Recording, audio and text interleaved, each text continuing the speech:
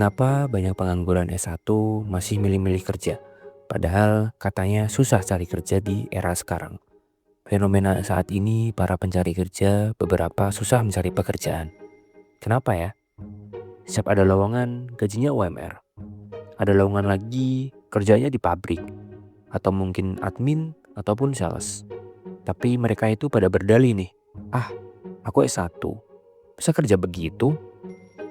Lalu lowongan berikutnya muncul. Kerjaannya shifting, skip.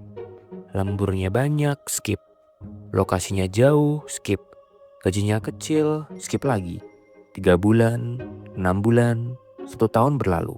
Masih menganggur. Ironisnya, di sisi lain, kita sering dengar nih terkait dengan kalimat cari kerja sekarang susah. Tapi kalau memang sesulit itu, kenapa masih banyak orang yang justru menolak pekerjaan? Apakah memang lapangan kerja yang kurang? Atau ekspektasi kita nih yang terlalu tinggi? Di video ini kita akan bahas kenapa fenomena pengangguran yang milih-milih kerja, terutama lulusan S1, semakin sering terjadi. Dan ternyata penjelasannya itu bukan sekedar soal malas, tapi ada dari sisi psikologi, dari gengsi, tekanan sosial, sampai cara kita dibesarkan sejak kecil. Dari kecil kita diajarkan nih, kuliah adalah tiket sukses. Coba ingat waktu sekolah, apa yang guru kita bilang? Belajar yang rajin biar masuk universitas. Orang sukses itu sarjana. Kalau nggak kuliah nanti susah loh cari kerja. Hampir tidak ada yang bilang yang penting itu kita punya skill. Atau yang penting produktif. Yang ditanamkan justru kuliah sama dengan hidup berhasil. Masalahnya, realita tidak sesederhana itu. Hari ini jumlah lulusan S1 bertambah setiap tahun. Tapi jumlah pekerjaan yang benar-benar membutuhkan gelar S1 tidak bertambah secepat itu. Akibatnya, banyak lulusan yang akhirnya harus bersaing memperebutkan pekerjaan yang sama. Ada istilah yang disebut overqualification. Artinya, seseorang itu merasa pekerjaannya berada di bawah kemampuan atau pendidikannya. Misalnya, lulusan S1 manajemen tapi diterima menjadi seorang kasir, atau seorang operator, atau sebagai admin. Secara psikologis, banyak orang merasa identitas dirinya itu jadi turun. Padahal belum tentu. Yang turun seringkali bukan martabatnya, tapi ekspektasinya sendiri. Ini berkaitan dengan konsep psikologi yang disebut self-identity. Kita mulai mendefinisikan diri dari ijazah.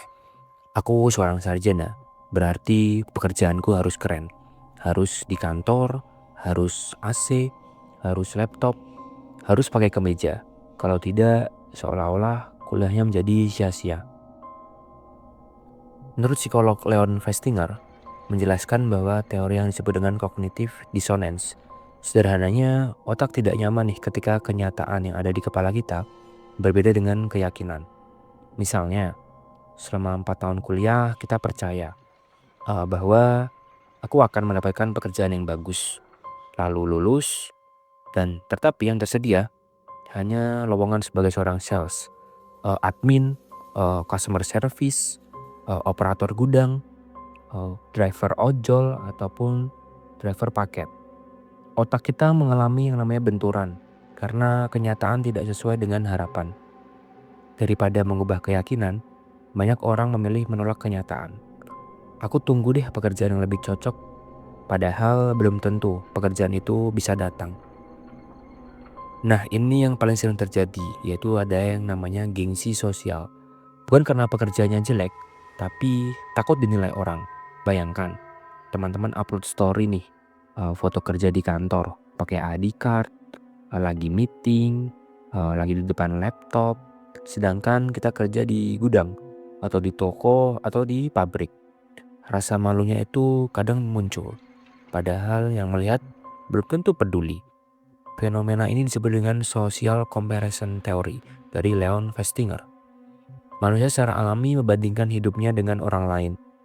Semakin sering melihat pencapaian orang, semakin merasa hidup sendiri tertinggal. Apalagi di media sosial, yang muncul hanya highlight kehidupan. Highlight yang bagus-bagus aja yang mereka upload. kenapa kita harus peduli dengan hal tersebut? Dulu orang tahu nih pekerjaan tetangga paling seminggu sekali. Sekarang setiap 5 menit dari LinkedIn, dari Instagram, dari TikTok, dari Threads, dari Twitter, semua orang bisa terlihat sukses. Padahal yang diunggah itu hanyalah potongan-potongan terbaik. Kita membandingkan kehidupan asli dengan kehidupan editan. Akhirnya standar pekerjaan itu ikut naik. Padahal kan kondisi ekonomi kita berbeda-beda kan? Ada satu lagi fenomena psikologi yang menarik disebut status quo bias. Manusia itu cenderung nih lebih nyaman mempertahankan kondisi yang ada. Meskipun kondisi ini sebenarnya tidak ideal buat kita. Ironis ya, menganggur 1 tahun terasa lebih nyaman daripada mulai kerja yang menurut kita kurang bergengsi. Karena begitu bekerja, ego harus menyesuaikan lagi. Dan itu hal yang gak mudah. 4 tahun kuliah, biaya puluhan juta. Capek ngerjain skripsi, capek ngejar-ngejar dosen, capek ikut kelas pagi, siang, sore. Lalu setelah lulus, ditawarin nih kerja dengan gaji UMR. Bahkan ada yang kurang dari UMR. Di kepala kita muncul pikiran, masa setelah kuliah mahal-mahal nih 4 tahun sampai 5 tahun cuma kerja begini? Ini adalah yang disebut dengan sunk cost fallacy. Kita merasa investasi masa lalu itu harus langsung menghasilkan sesuatu yang besar.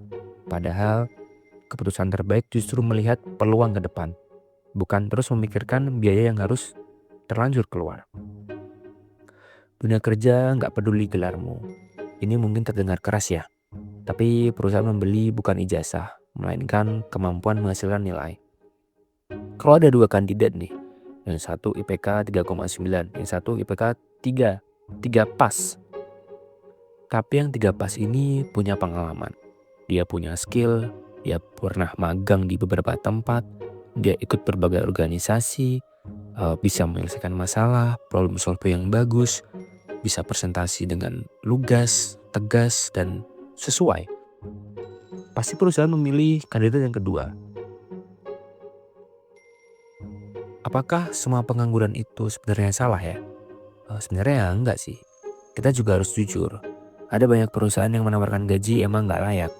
Jam kerja berlebihan, nggak ada lembur, ekspektasi tinggi, kadang pun BPJS nggak diberikan. Padahal itu kan hak kita sebagai seorang pekerja.